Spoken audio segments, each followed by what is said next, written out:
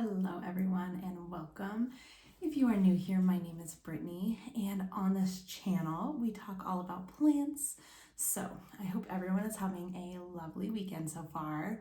We have just been relaxing, but I do have some plant chores that I need to get done, all of which happen to revolve around Hoya plants. So we have this huge Hoya publicalis splash that needs a repot, and we were going to add it to a trellis as well. And we have this Hoya crimson princess and little crimson queen that I was thinking about potting up together into a little bit larger pot for the summer season. So if you are interested in plants, interested in Hoya, stick around and let's talk Hoya chores. Okay, so I did recently get this Hoya publicalis. I was actually at the grocery store at our local Albertsons shopping for work, and I spotted this and it was so full and so huge compared to all of the other ones around. I was looking at it and the lady that works in the flower department came over and was like, "Can I help you with anything?" She's just this nice older lady that I talked to, and I was like, "I don't know, I think I might need this plant." And she's like, "Well, now is the time to do it because we need to repot or pot up all of these plants in the next couple of days. And once we do, the price on this is going to go way up." And I was like, well, sold. I mean, not that I wasn't already sold, but that did help. So this is it says assorted houseplant from Best of Botany. And the back says medium light, partial shade, water weekly so that the top inch of soil is damp, allow to dry between waterings, keep at room temperature. So after doing a little bit of research and knowing a little bit about Hoya, I do know that they like a little bit chunkier soil, and looking at this guy, it's got a pretty dense soil. So we're gonna go ahead and pull this out of here. I also noticed that the bottom, which I don't know that you can see, the bottom doesn't really have any drainage. It's like its drainage hole is blocked. So that is concerning, and that is why I want to get this repotted like immediately, because I've had it and it has not dried out. So let's look at doing that. I'm gonna pull it out, kind of take a look at the roots and get a better soil in here, something really chunky, very aerated, more like a cactus soil, so that I know that this is drying and that we are not getting root rot. So let me pull this out, look at it, and then I'll let you guys know what it kind of looks like here. Okay, so that came out really easy. And the first thing that I wanted to show you is, just as I thought, there is no actual drainage. And when I pulled the plant out, this little stopper came out. And these holes were in blockers, and now the drainage hole is exposed. So we can use this pot again. I'm not completely sure what the point of this is. If you know, let me know down in the comments. But it was completely blocking all of the drainage from the pot itself. So the other thing that I'm noticing is the inside of this pot is pretty disgusting. So I think I'm gonna clean that before I put it back in. But let's take a look at these roots here. Okay. Let me see where to start. I think I'm just gonna put all this soil into this little empty bucket that I have so that it doesn't make a huge mess. Flip this little guy, here we go. It's just a dense soil for a Hoya.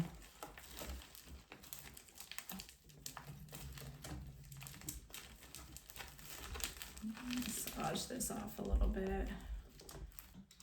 Okay, so couple things here. This is 3 separate plants that were placed into the pot, which I guess I kind of knew. I could tell there were some separate pieces. So as I'm going through and looking at the roots, This does still have, can you see this? The mesh like starter. So I'm just gonna get as much of this off as I can, and that will hopefully allow the roots to expand a little bit further into this new soil that we're putting in. You see that? It's just wrapped all the way around it. Not a huge deal. Usually some people swear that it's they call it a death plug, like a killer root situation. But then I've also seen other people who say it really doesn't inhibit the growth too much.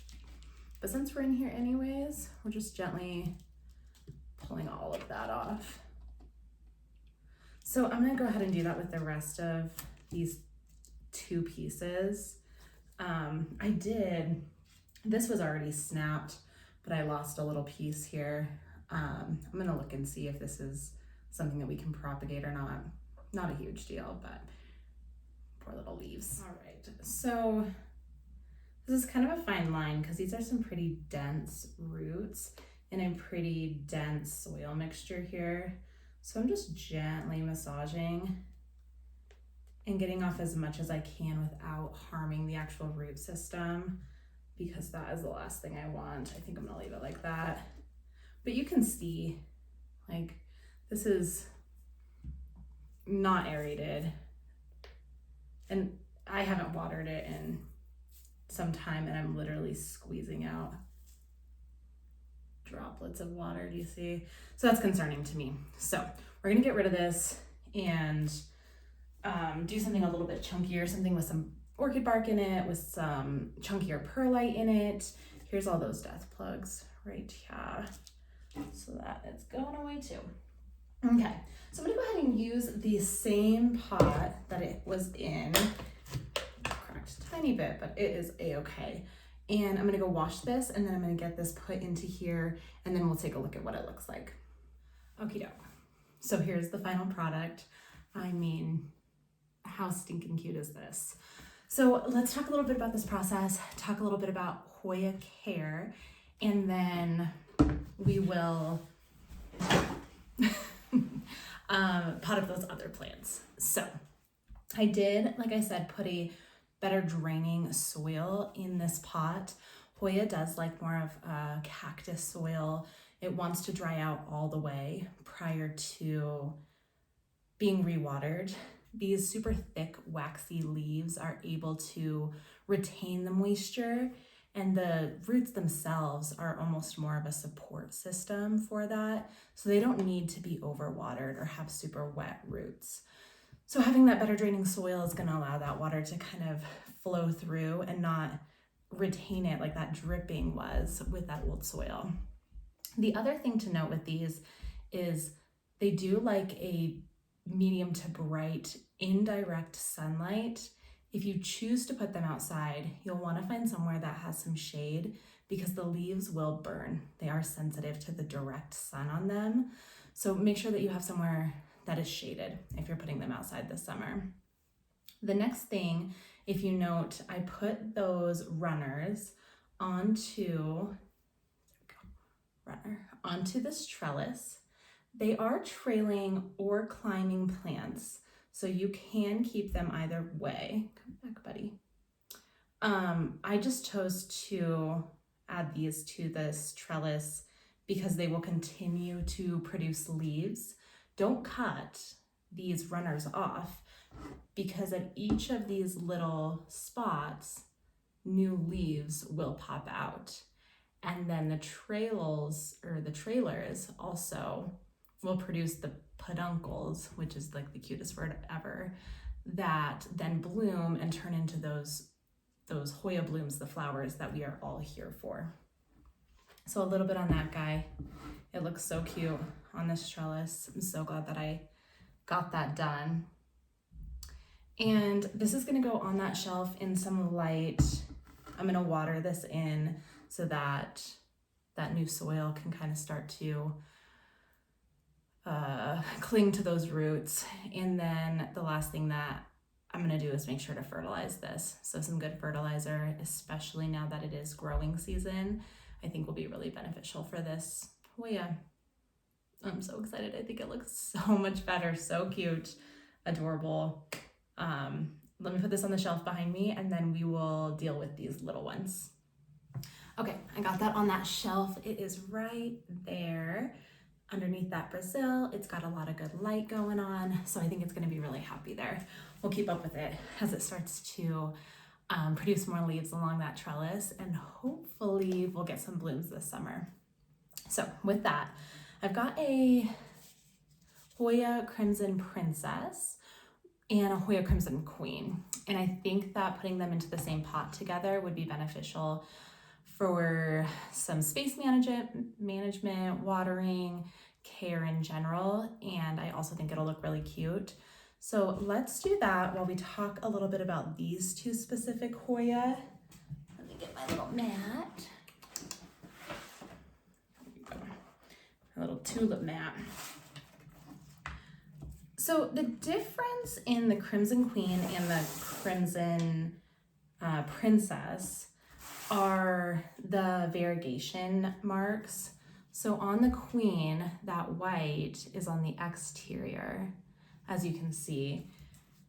And then on the Princess, it's on the interior part of the leaf. So they both are really beautiful Hoya, and they both have the opportunity to bloom. And if they have an adequate amount of light, the white or the variegated parts of the plant will start to turn kind of a pink color. And so we're gonna keep these in a lot of light and hopefully be able to get a little pink going on. All right, I have not taken this out of the nursery pot that I got it in. It's so dense too, it's crazy. Get all this soil off of here and we'll look at it. Like I said, the roots are kind of more for stability and support, whereas they're really kind of holding on to their moisture in the really waxy leaves that they have. Oh, that was not attached to anything. Okay, there we go. This was one that I had ordered online not super long ago from an online seller. It doesn't look too bad. So I'm gonna plop that right in there. And then I know for a fact that this Queen is a few different plants because I have taken it out of the pot before. I'm really hoping that it does more this summer than it has this spring for me. It really hasn't done anything. I haven't gotten any new leaves at all. So I'm just gonna place it so that it fits nicely in here. And then I'm just gonna backfill this a little bit. And these were two 2-inch pots. Each was in a 2-inch pot. And I just decided to go up to a 4.5-inch pot for now, just so that we don't shock it too much, that there's not too much water logging that's happening or anything like that while it's getting used to this new pot. I'm gonna add some of this because this is my soil mixture. When you're going up in pot size, you may think that the plant will grow really big if it has a really big pot. And when I first got into houseplants, I did make that mistake. Even with my snake plant, actually. I was like, huge pot, huge plant. And then all the roots ended up rotting out and dying, and it took a really long time for that guy to recover. So when you pot up, you just want to go up a couple inches or a couple sizes in pot if it's super root bound. Or if it really isn't, you can just give it a refresh in soil and leave it in the exact same pot that it was in. Just give it a little like spa day and then put it back the way it was. And there's nothing wrong with that at all. There we go. Cool, yay. So like I said, that's gonna cut down a little bit on space in my room. It's gonna cut down a little bit on watering. Just one less plant to have to water, which is nice because That's one of those things like I'm doing every single day. So that's what that looks like. That looks better. I like that. I love bigger plants. I love my little teeny tiny ones, but I love a good big plant. And then we'll kind of keep an eye on this. Hopefully this summer it does really well. Maybe we'll put it on a trellis too if we're able to upsize it. And that is going to find a spot on my shelf, actually. Let's just do that right now. We're right here on the shelf. There we go. Alrighty. Well, thank you for sticking around and doing some little chores that I had this weekend. It is beautiful out here in Wyoming. I hope that you are having some nice weather where you are. Leave a comment down below and let me know what your favorite Hoya is, because I do have a couple wish list ones, but I'm always open to suggestions. And if you like this video and this type of content, please subscribe so that we can chit chat in the next video. I hope you have a great day, and I will see you guys next time.